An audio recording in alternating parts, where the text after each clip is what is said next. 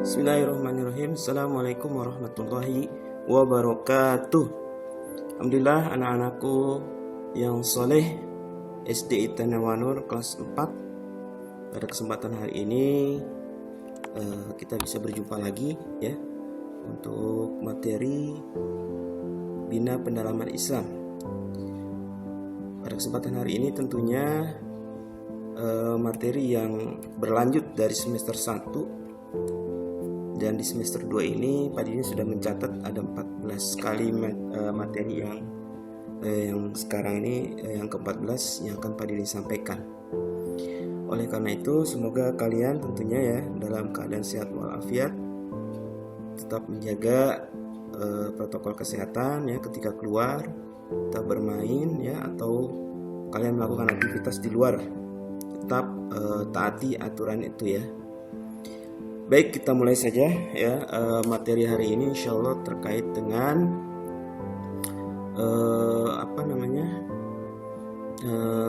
penemu ilmuwan ya dunia yang dimiliki oleh kaum muslimin, dan ini perlu juga kalian ketahui sehingga ini menjadi suatu kebanggaan, bahkan bisa jadi menjadi suatu inspirasi buat kita semua. Karena beberapa ilmuwan ini sumbangsinya luar biasa ya untuk kemajuan umat Islam saat ini. Langsung saja kita mulai dengan sama-sama baca lafaz basmalah. Bismillahirrahmanirrahim.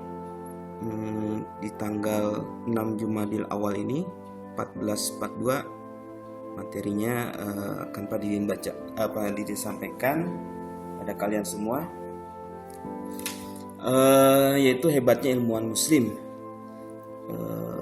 Kita ketahui bahwa kejayaan Islam dimulai pada era 780 ya 1200 sampai 1258 Masehi.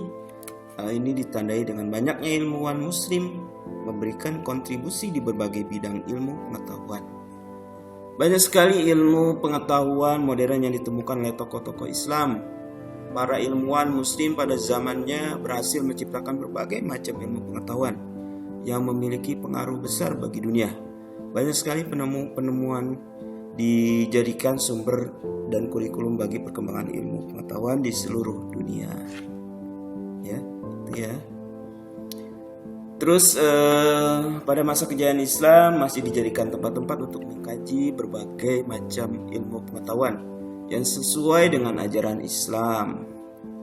Maka tidak heran apabila masa itu berhasil melahirkan ilmuwan muslim yang luar biasa.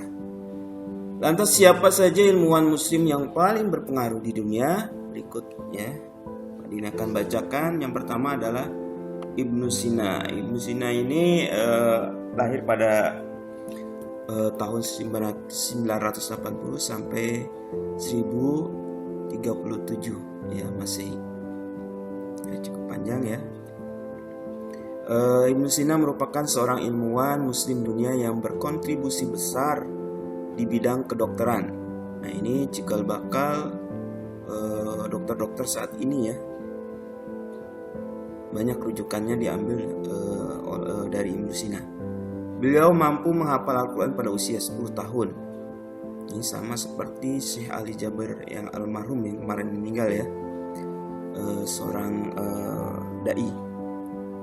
Nama lengkapnya adalah Abu Ali Al-Husain bin Abdullah bin Hasan Ali bin Sina. Beliau lahir di bulan Safar 370 Hijriah atau Agustus 980 Masehi. Beliau telah melakukan penelitian besar yang diabadikan oleh sejarah ilmu kedokteran di dunia. Ya.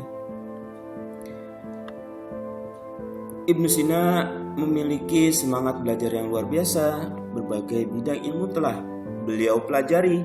Tidak hanya belajar di bidang kedokteran, Ibnu Sina juga mempelajari bidang teologi atau ilmu agama dan matematika.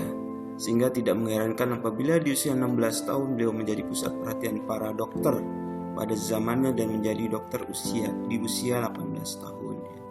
Karena kecerdasannya, kepandaiannya, maka tidak heran ya orang-orang yang menghafal Quran itu ya, dia belajar, insya Allah akan mudahkan ya untuknya memahami ilmu-ilmu yang diberikan.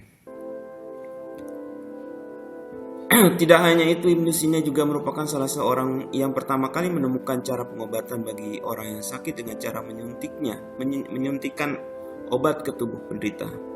Maka tidak heran apabila beliau diberi julukan Al-Ras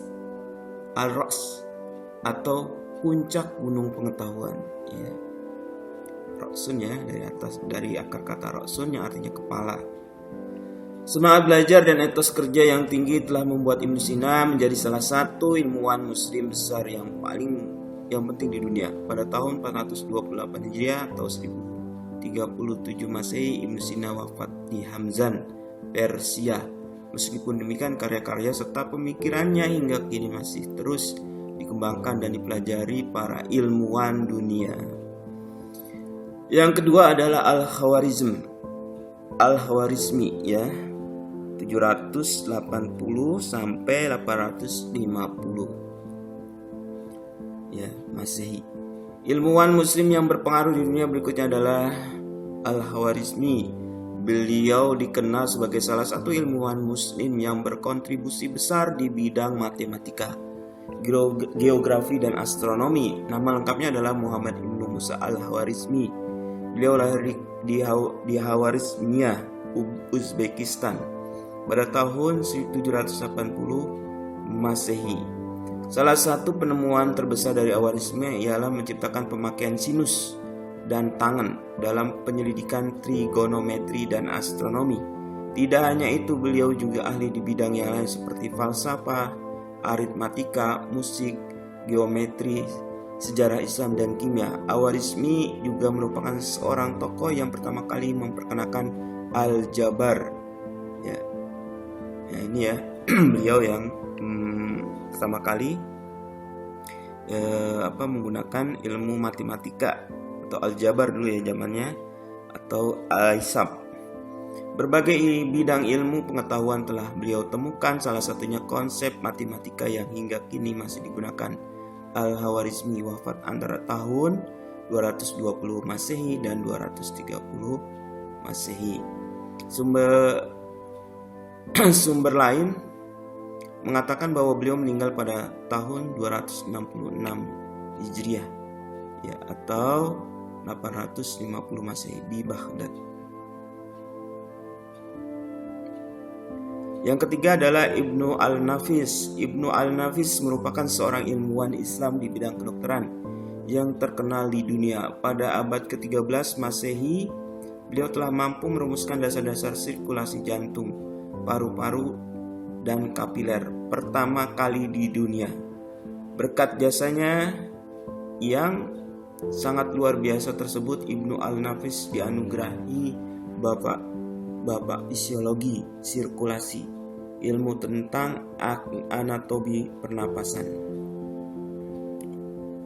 Ibnu Al-Nafis lahir di Damaskus atau Suriah pada tahun 1210 Masehi dan meninggal dunia di Mesir pada 17 Desember 1288 Masehi. Selain memberikan kontribusi di bidang kedokteran, Ibnu Al-Nafis juga dikenal sebagai ilmuwan muslim yang serba bisa. Beliau berhasil memperkenalkan sebuah klasifikasi ilmu hadis yang lebih logis. Yang keempat, Jabir Ibnu Hayyan 721 Masehi sampai 815 Masehi. Jabir Ibnu Hayyan merupakan ilmuwan muslim besar yang sering disebut sebagai bapak kimia modern.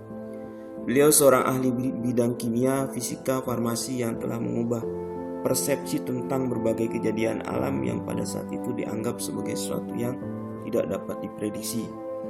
Beberapa penemuan-penemuannya di bidang kimia telah menjadi dasar bagi berkembangnya ilmu kimia modern saat ini. Tidak hanya itu, Jabir Ibnu Hayyan dapat mengaplikasikan pengetahuannya di bidang kimia telah menjadi dasar bagi berkembangnya ilmu kimia modern saat ini.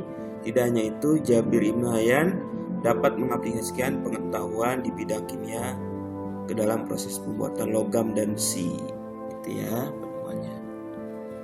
Terus berikutnya adalah Ibnu Khaldun 1332 sampai 1406 Masehi. Waliuddin Abdurrahman bin Muhammad bin Abi Bakar Muhammad bin Al-Hasan atau dikenal dengan Ibnu Sina, dikenal dengan Ibnu Khaldun, merupakan seorang sejarawan dan sosiologi Islam yang terkenal di dunia. Beliau lahir di Tunisia pada 1 Ramadan 732 Hijriah atau 27 Mei 1332 Masehi. Sejak kecil Ibnu Khaldun sudah dikenal sebagai seorang yang hafal Al-Quran. Maka tak heran apabila beliau mampu melahirkan karya-karya dan pemikiran yang luar biasa. Hingga kini karya-karyanya di bidang sosiologi Islam terus dikembangkan dan menjadi karya yang monumental, peringatan yang agung. Yang berikutnya yang terakhir adalah Al-Jahrawi. Al-Jahrawi merupakan salah satu ilmuwan muslim terkenal di dunia. Beliau seorang tokoh yang meletakkan dasar-dasar ilmu bedah modern. Hingga kini karya-karya dan pemikirannya dijadikan kurikulum pendidikan kedokteran di Eropa. Beliau merupakan keturunan Arab Ansor yang menetap di Spanyol. Al-Jahrawi dikenal sebagai salah satu ilmuwan muslim yang paling jenius di zamannya. Demikian beberapa tokoh ilmuwan yang berpengaruh di dunia, dan banyak di antara mereka yang tidak hanya unggul dalam ilmu dunia, namun juga dikenal sebagai muslim yang sangat taat pada agamanya, sehingga menjadi panutan bagi banyak kalangan manusia. Ya, begitulah anak-anakku yang soleh. Jadi ada 6 tokoh ya ilmuwan. Yang pertama adalah Ibnu Sina, yang kedua yaitu Al-Hawarizmi, yang ketiga adalah Ibnu Al-Nafis, yang keempat yaitu Jabir Ibni Hayyan, yang kelima Ibnu Khaldun, yang keenam ada Al-Zahrawi. Ya, kalian bisa simak ya, perhatikan dan dengarkan. Semoga ini menjadi salah satu penyemangat kita semua untuk tetap selalu belajar, bersemangat, karena sudah banyak ya tokoh-tokoh yang memberikan ya realitasnya, pengetahuannya untuk digunakan ya oleh masyarakat dunia. Mudah-mudahan kita bisa seperti itu ya, bisa menjadi orang-orang muslim yang bisa membanggakan agama dan tentunya ilmunya bermanfaat bagi kehidupan manusia. Ya, sampai di sini ya materi tentang yaitu ilmuwan dunia dari kalangan muslim. Semoga bermanfaat. Kita cukupkan.